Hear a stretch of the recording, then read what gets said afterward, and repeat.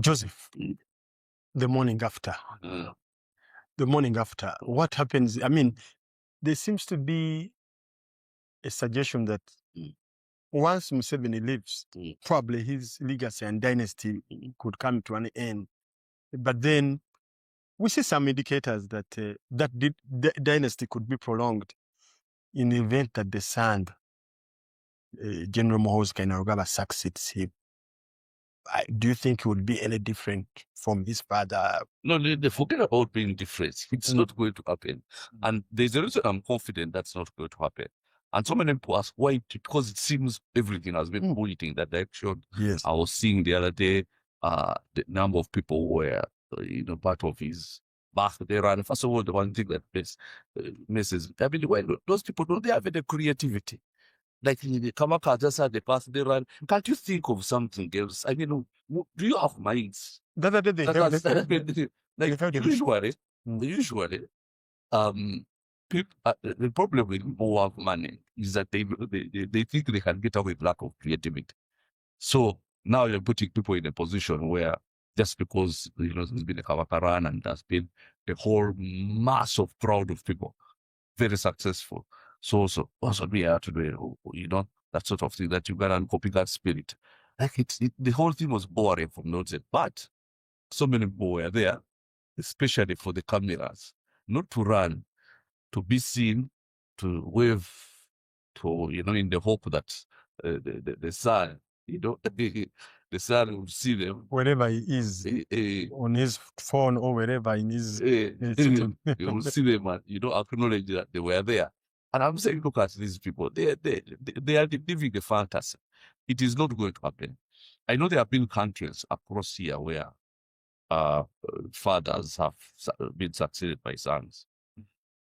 And I'm seeing now that also developing a bit in Cameroon because after so many years of, Paul Biya, his son is now vice president and in line to take over from him.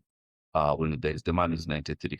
It happened in DR Congo. So to be, yes. Kabila Joseph and his son. But you see, one difference you have to know between Uganda and those countries, I'll give an example just of Cameroon. Is Cameroon, the president is just a figurehead. That's why he wins elections and goes to for holiday until the next election. There are people who are running the country, and there is a whole sphere of influence of people, so many of them, who have an interest, a vested interest in him staying in power. So they are the ones who actually ensure that he stays in power, not for himself, just for him he has to be there as a figurehead, but for themselves. But that sphere of influence is so big and so difficult to crack.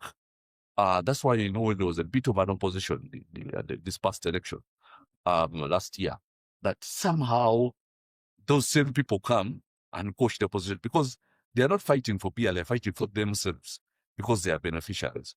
Now, the difference with Uganda is that Museveni is, like I said, the most selfish leader in the world. I don't think if there will be another more selfish leader even in the next 100 years.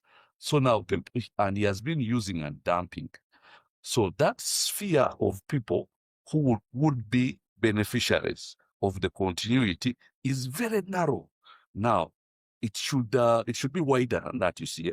And now, because all the Pope started with uses and dumps, and now the sphere has reduced almost down to his immediate family.